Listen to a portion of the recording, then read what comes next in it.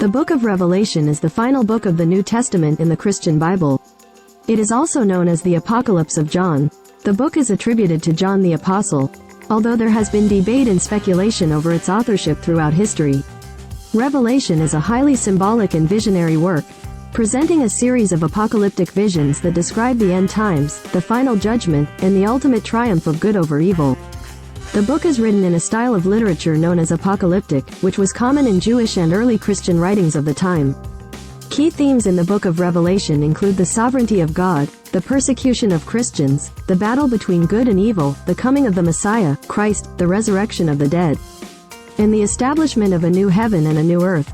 Some of the most famous passages in Revelation include the letters to the 7 churches, the vision of the heavenly throne, the 4 horsemen of the apocalypse, the mark of the beast, the woman clothed with the sun, and the final battle between the forces of good and evil, culminating in the defeat of Satan and the establishment of the New Jerusalem.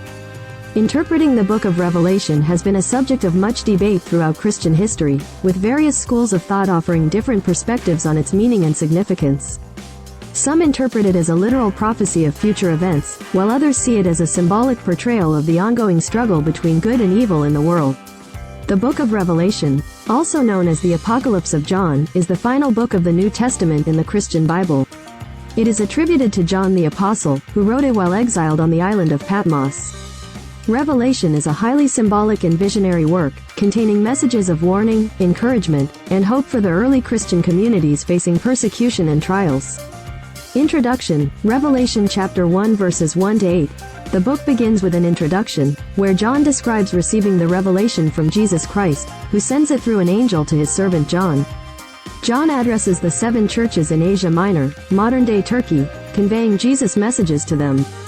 He proclaims the blessings upon those who read, hear, and keep the words of the prophecy.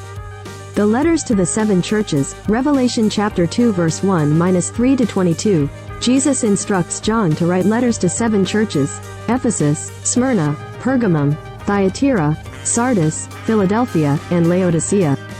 Each letter contains commendations for their faithfulness, as well as admonitions and warnings regarding various issues such as false teachings, compromise, lukewarmness, and persecution. These messages serve both as practical instructions for the churches at that time and timeless principles for all believers. The heavenly vision, Revelation chapter 4 verse 1-5 to 14. In this section, John is transported in the Spirit to heaven, where he witnesses a vision of God's throne room. He describes the magnificent throne of God, surrounded by elders and living creatures praising him continually. A scroll sealed with 7 seals appears, signifying the unfolding of God's plan for judgment and redemption.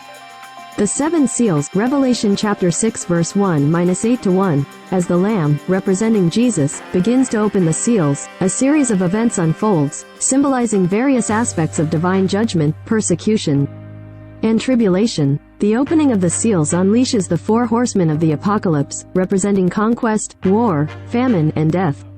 The souls of martyrs cry out for justice, and cosmic disturbances occur. Amidst these tumultuous events, the faithful are sealed and protected by God. The signs in the natural world, as mentioned in the Bible, are often associated with the prophecies foretelling the second coming of Jesus Christ. These signs encompass various natural phenomena and disturbances, including earthquakes, famines, pestilences, and celestial events. These occurrences are depicted as precursors or warnings signaling the approach of the end times and the imminent return of Christ. While there isn't a specific Bible story that encapsulates all these signs, several passages in the Bible discuss these natural disturbances and their implications for the future.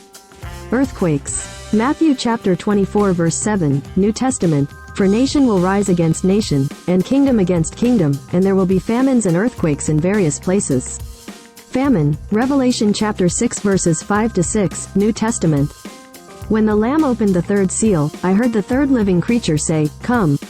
I looked, and there before me was a black horse. Its rider was holding a pair of scales in his hand. Then I heard what sounded like a voice among the 4 living creatures, saying, 2 pounds of wheat for a day's wages, and 6 pounds of barley for a day's wages. And do not damage the oil and the wine. Pestilences and diseases. Luke chapter 21 verse 11, New Testament. There will be great earthquakes, famines and pestilences in various places, and fearful events and great signs from heaven. Celestial signs, Matthew chapter 24 verse 29, New Testament. Immediately after the distress of those days, the sun will be darkened, and the moon will not give its light, the stars will fall from the sky, and the heavenly bodies will be shaken.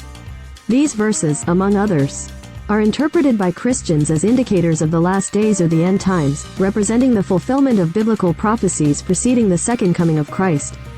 They are often discussed in the context of Jesus' teachings about the signs that would herald the culmination of human history and the establishment of God's kingdom. While these signs are not narrated as a single story within the Bible, they are scattered across various books of the Old and New Testaments, serving as prophetic warnings or descriptions of the tumultuous events anticipated before the return of Jesus Christ. The concept of an increase in lawlessness and moral decay as a sign preceding the second coming of Christ is mentioned in several passages in the Bible, particularly in the New Testament. These scriptures describe a time of societal breakdown, moral decline, and a departure from godly principles, signaling the nearing return of Jesus. 2 Timothy chapter 3 verses 1 to 5, New Testament. This passage, written by the Apostle Paul to Timothy, vividly depicts the characteristics of people in the last days. But mark this, there will be terrible times in the last days. People will be lovers of themselves, lovers of money, boastful, proud, abusive, disobedient to their parents, ungrateful, unholy, without love, unforgiving, slanderous, without self-control, brutal, not lovers of the good, treacherous, rash, conceited, lovers of pleasure rather than lovers of God, having a form of godliness but denying its power. 2. Matthew chapter 24 verse 12, New Testament. In this passage, Jesus foretells the state of humanity as the end times approach. Because of the increase of wickedness, the love of most will grow cold. Furthermore, just as they did not think it worthwhile to retain the knowledge of God, so God gave them over to a depraved mind, so that they do what ought not to be done. They have become filled with. After the seventh seal is opened, 7 angels with trumpets prepare to sound, unleashing further judgments upon the earth. With each trumpet blast, calamities befall the land, including hail and fire, a burning mountain thrown into the sea, a star poisoning the waters, darkness, demonic locusts, and warfare. Despite these warnings, many people remain unrepentant, hardened in their rebellion against God. Amidst the trumpet judgments, John sees a mighty angel holding a little scroll, symbolizing the word of God. John is instructed to eat the scroll, signifying the absorption and proclamation of God's message. He is commissioned to prophesy again to many peoples, nations, languages, and kings, reaffirming the mission of the church to proclaim the gospel to the ends of the earth. God sends 2 witnesses to prophesy in Jerusalem for a specified period, clothed in sackcloth and performing miraculous signs. They bear witness to the truth amidst opposition and persecution, symbolizing the faithful testimony of the church throughout history. However, they are eventually killed by the beast from the abyss, causing great rejoicing among the unbelieving world. As the 7th trumpet sounds, heavenly voices declare the victory of God's kingdom over all earthly powers. The 24 elders worship God, acknowledging His sovereignty and the imminent establishment of His reign. In a scene of triumph, the temple of God is opened in heaven, revealing the Ark of the Covenant. Meanwhile, 7 angels with 7 plagues prepare to pour out the wrath of God upon the earth. With the pouring out of the 7 bowls of God's wrath, unprecedented judgments are unleashed upon the earth, culminating in the final defeat of evil. These plagues include sores upon those who bear the mark of the beast, the sea turning to blood, rivers and springs becoming blood, scorching heat from the sun, darkness, and catastrophic earthquakes. Despite the severity of these judgments, many refuse to repent, hardened in their rebellion. John receives further visions revealing the judgment upon Babylon, representing the world's corrupt political and economic systems opposed to God. The fall of Babylon is depicted in vivid imagery, symbolizing the ultimate defeat of evil and the establishment of God's kingdom. The faithful are called to rejoice, for the wedding of the Lamb has come, symbolizing the union of Christ with His church. In a climactic scene, John witnesses the glorious return of Jesus Christ as a conquering warrior. Riding a white horse and leading the armies of heaven, He confronts the forces of evil, including the beast and the false prophet, and casts them into the lake of fire. Satan is bound and thrown into the abyss, unable to deceive the nations any longer. With the defeat of evil, Christ establishes His reign of righteousness and justice upon the earth. Following the defeat of evil, Christ reigns for 1,000 years, symbolizing a period of peace and prosperity under His rule. After the millennium, Satan is released and leads a final rebellion against God, but he is ultimately defeated and cast into the lake of fire. God judges the wicked and establishes the new heaven and new earth, where he dwells among his people in the New Jerusalem, a city of unparalleled beauty and glory.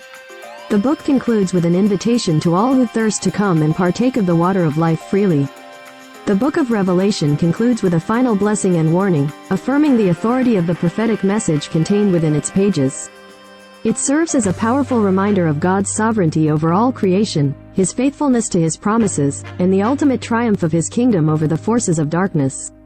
Throughout its apocalyptic imagery and symbolism, Revelation offers hope and encouragement to believers facing trials and persecution, urging them to remain faithful and steadfast in their devotion to Christ until his triumphant return.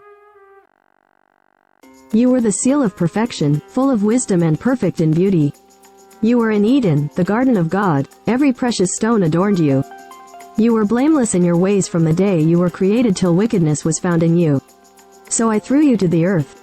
I made a spectacle of you before kings. Lucifer's transformation into Satan following his rebellion. Lucifer, now identified as Satan or the devil, becomes the archetypal adversary of God and humanity.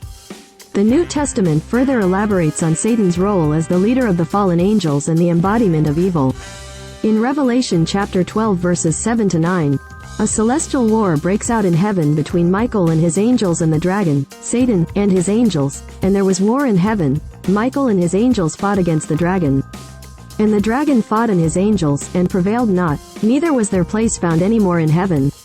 And the great dragon was cast out, that old serpent, called the devil, and Satan, which deceiveth the whole world. He was cast out into the earth, and his angels were cast out with him.